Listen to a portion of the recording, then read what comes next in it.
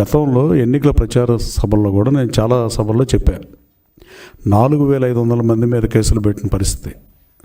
అక్కడ నేను అధికారంలోకి వస్తే నేను తప్పుడు కేసులు పెట్టను, సాధారణ ప్రజలని పరిపాలించడానికి శాసనసభ్యుడు అవ్వాలి తప్ప, గన్నవరం స్థితిని గతిని మారుతాకి రాజకీయాల్లోకి వచ్చాను తప్ప అభివృద్ధి ఎజెండాగా పనిచేస్తాకు వచ్చానని చెప్పా. అక్రమ కేసులు పెట్టనని చెప్పా. నేను ఇప్పుడు కూడా పెట్టలే. మీరు you can verify all the police stations in Gannavaram area. Previous years జరిగిందండి. నేను లోకేష్ బాబుతో పాటు పాదయాత్ర చేస్తుంటే కనీసం జగన్మోహన్ రెడ్డి గారికి నేను అన్నం పెడితే 31 రోజులు అతని పర్యటన నేను దగ్గరుండి నడిపిస్తే ఆ ఖర్చు అంతా నేను భరిస్తే నాకు సున్నం పెట్టిన పరిస్థితి. పైపెచ్చు ఆ పార్టీ నుంచి వస్తే నేను అక్కడ ఒక్కళ్ళు కూడా మాట అనకుండా వచ్చేది నా క్యారెక్టర్. తర్వాత నేను పార్టీలో నుంచి వెళ్ళి లోకేష్ బాబు సమక్షంలో తెలుగుదేశం పార్టీలో చేరిన 2వ రోజే 307లో 5-6 కేసులు, 52 మీద రంగనగూడెంలో కేసులు, ఇవన్నీ పెట్టినప్పుడు కూడా నేను మీడియా తోదలకు చెప్పా, ఒక మాట ఇచ్చామంటే మాట మీద కట్టుబడి ఉండాలి. మనం ప్రజలకి ప్రజా సమస్యలు పరిష్కరిస్తాక రాజకీయాల్లో ఉండాలి తప్ప ప్రజలకు సమస్యలు సృష్టిస్తాక రాజకీయాల్లో ఉండే రకం నేను మాత్రం కాదు. అంతే తప్ప ఎంక్వైరీ చేయమంటాం వేరు, అక్రమ కేసులు పెడతాం వేరు. నేను అక్రమ కేసులు అంటే వైసీపీ కార్యకర్తను తీసుకొచ్చి వేధించి పొద్దున్నే స్టేషన్ మీద సాయంత్రం 2 తిట్టండి అతను ఏదైతే చేశాడో తెలుగుదేశం పార్టీ వాళ్ళని, గోడవ నరసయ్య గారి ఇంటి మీద దాడి చేసిన పరిస్థితి. ఈడిపోయిన కృష్ణమూర్తి గారిని ఉంగుటూరులో ఉంటే ఆయన 52 వాళ్ళ తండ్రి ఇల్లు కడితే, అరే మీ నాన్న ఎందుకు, ఈయనకే 78 ఏళ్ళు, నీ నాన్న వీళ్ళు ఎందుకు కట్టాడని ఆ రోజున సీఏ మాట్లాడిన పరిస్థితి. అంటే గన్నవరం కాన్స్టిట్యున్సీ మీకు బయటకు మీడియా కూడా కొంతమేరకే తెలుసు. కానీ గన్నవరం ఒక 10 ఏళ్ళు గన్నవరం ప్రజలు చాలా ఇబ్బందులు పడిన పరిస్థితి. ప్రతిదీ మీ నోటీస్కి వస్తుంది అనుకోవడం కూడా కరెక్ట్ కాదేమోనండి. నేను చెప్పింది అది. అంతే తప్ప ఈ కేసులు ఇప్పుడు అడుగుతున్నా కదా, గౌరవ ముఖ్యమంత్రి గారిని కలుస్తా, గత 10 ఏళ్ళ నుంచి అమ్మారులు పనిచేసిన వాళ్ళ మీద ఆల్రెడీ ప్రభుత్వం విజిలెన్స్ ఎంక్వైరీ వీటన్నిటి మీద మైనింగ్ మినిస్టర్ గారు కూడా ఉన్నారు, క్వారీల మీద ప్రభుత్వం విచారణ చేస్తుంది. అంతే తప్ప ఇప్పుడు దీని అర్థం కేసులు పెట్టమంటే తప్పు చేస్తే పెట్టమని కాదండి. ఇప్పుడు దొంగతనం చేస్తే కేసు పెడతామా పెట్టమా? అదే నేను దొంగ కేసులు పెట్టనని చెప్పి అది మీరు గమనించాల్సింది.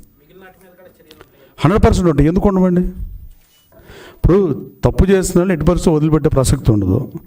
ఒక తీగలాగితే డొంక కదిలినట్టు దేనికైనా స్టార్టింగ్లో ఒకటి ఉంటుంది, స్టార్టింగ్ పాయింట్ అనేది. దాని తర్వాత నెక్స్ట్ ఆటోమేటిక్గా అధికారులే కడతారు. ఇప్పుడు ఈ ఎంఆర్ఓల పేరు కూడా మీకు డైరెక్ట్గా చెప్పాను, నేను ప్రభుత్వంలో ఉండి కూడా చెప్తున్నా. ముఖ్యమంత్రి గారిని కోరతా, ఈ 10 ఏళ్లలో గన్నవరం ప్రజల ఆస్తులు ధ్వంసమైన మాట, రికార్డులు ట్యాంపర్ అయిన మాట, ఇవి నేను పొలిటికల్ ఆరోపణలు కాదు, you can take my word. నేను అంటే అట్లాంటి ఆరోపణలు చేసే వ్యక్తిని కూడా కాదు. ఇవన్నీ ఎట్టి పరిస్థితుల్లో నేరాలు నిరూపితమయ్యే మాడుతున్నా నేను. ఈ 2 ఎంఆర్ఓలు రికార్డులు ట్యాంపర్ చేసిన మాట వాస్తవం కాదా, అక్రమమైన జరుగుతున్న మాట వాస్తవం కాదా?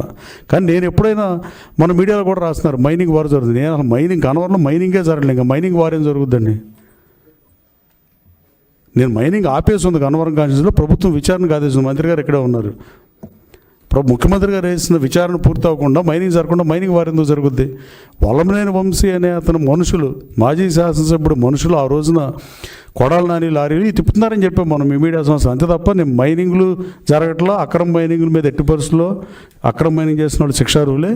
ఏ తప్పు చేసినా ప్రభుత్వం వదిలిపెట్టదు, దాంట్లో నోట్ పెట్టదు. అది అధికారులైనా ఎంఆర్ఓలైనా ఏ స్థాయి అధికారైనా, ఏ స్థాయి అధికారిని శాసనసభ్యుడిని ఎవరిని తప్పు చేస్తే కాపాడదు. నేను తప్పు చేస్తే ఎవరు కాపాడతారు? ఇప్పుడు అమెరికాలో మీరు కార్ స్పీడ్గా తోరితే 40 మైల్స్ వెళ్ళే దగ్గర 50 వెళ్తే, ఒక 55 వెళ్తే సెనేటర్ని కూడా కేసు వేస్తారు, కోర్టుకు వెళ్ళాలి. ఏముండదు దాంట్లో. ఎక్కడైనా అంతే, ఎక్కడైనా అక్కడ చట్టాలు ఎక్కడైనా ఒక రకంగా ఉంటే చట్టాలకు లోబడే బతకాలి మనం. చట్టాలకి అతిక్రమించి బతికినాడు శిక్షార్హులే, దాంట్లో no doubt about it. No second thought. ప్రభుత్వానికి కూడా 2 ఆలోచన లేదు.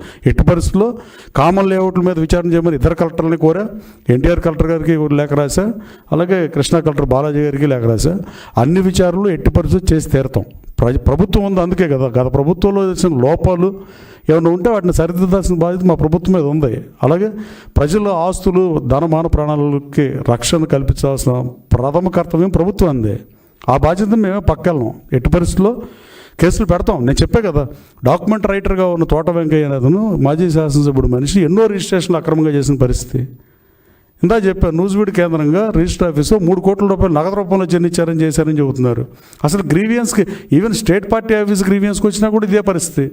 మా భూమి 22A పెట్టారు, మా భూమి లాక్కున్నారు, మా ముందు వచ్చేసారు, ఇదే గొడవ. అటు మీద డెఫినెట్గా చర్యలు ఉంటాయి, నో డౌట్.